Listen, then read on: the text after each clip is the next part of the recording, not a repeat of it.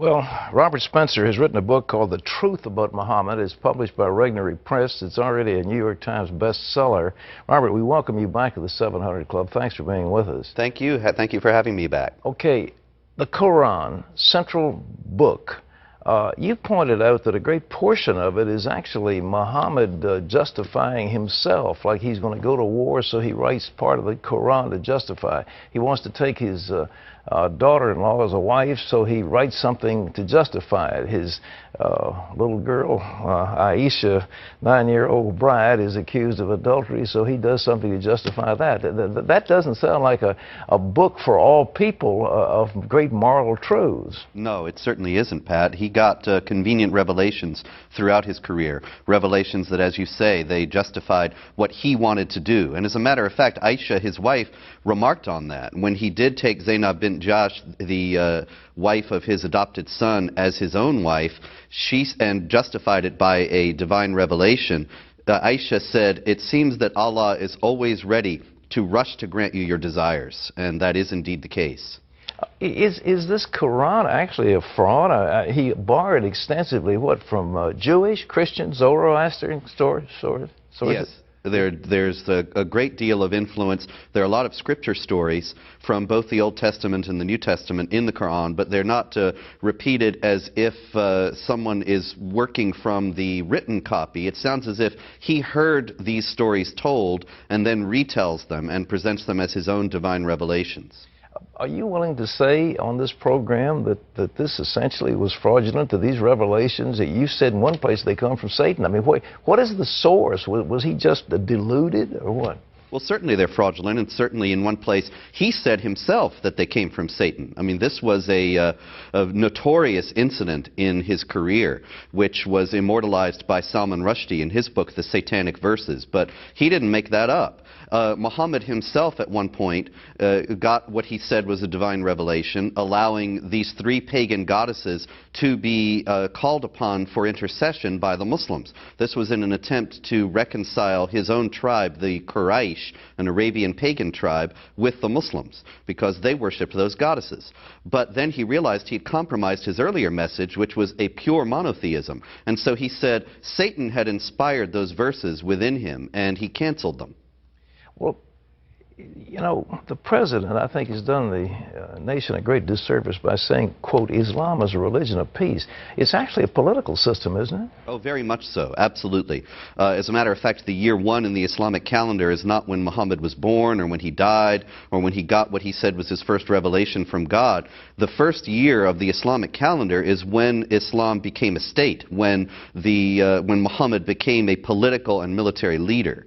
And Muhammad himself taught that the Muslims must wage war against unbelievers, offering them first, inviting them, in their words, to accept Islam, and if they refused that, inviting them to adopt the second-class status of the dhimmi, the second-class status that Jews and Christians suffered under for centuries under Islamic law, or third, to go to war with them. So conversion, subjugation, or war are Muhammad's orders for how to deal with non-Muslims, and that has been something that Muslims have obeyed throughout history.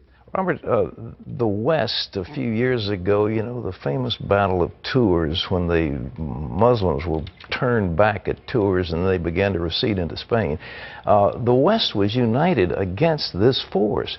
Right now, we don't seem to be united. We have political correctness. We don't want to call these people who they are. We say, oh, it's just the terrorists. It's not the good Muslims. What's the deal?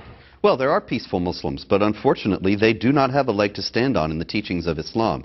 All the sects of Islam that are considered orthodox and all the schools of Islamic law teach that warfare against unbelievers is part of the religion. We can be thankful that many Muslims don't pay attention to that, but we're deluding ourselves if we think that there is some benign core of Islam that does indeed teach peace. When Muslims say that Islam is a religion of peace, they're referring to the peace that will come to the world when the whole world obeys Islamic law, and that peace must be reached through violence. Well, what is the American Islamic Institute that's supposed to be standing up for Muslims, and that man, I forget his name, who's always on television telling us how great the Muslims in America are? Ibrahim Hooper. Ibrahim Hooper.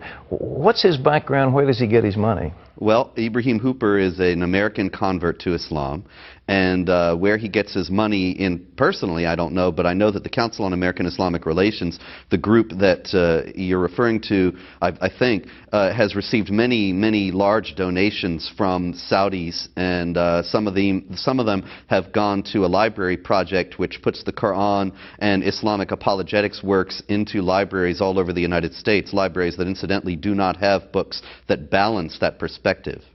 What are we going to do? We seem to, because we're failing in our Christian beliefs, we don't seem to have a core set of values that can stand up against this militant faith or militant system. What are we going to do to counter it? Well, I think we do need to do exactly that, to recover our own values, and not just Christians, but we need to group together, I think, all the victims and potential victims of the Islamic Jihad. Christians, Jews, Buddhists, Hindus, everyone come together and say, look, we believe in the equality of dignity of all people. We believe in the equality of rights of all people before the law. We believe in freedom of conscience. These are all principles that come from the Judeo-Christian tradition, and I think we need to stand up for them unapologetically and say this is being challenged by those who wish to impose Islamic law upon us, and we're going to resist. If we don't do it, what's the consequence? Then they will succeed, because it's not just a military struggle, it's a cultural struggle, and as you have pointed out, we are not united, and we are in danger of losing because we don't have the will to stand up to this. And then an Islamic law will be imposed, which is a very real possibility in Europe in the near future in some countries.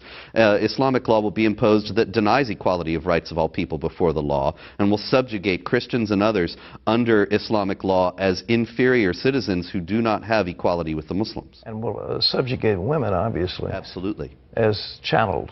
Yes. Okay.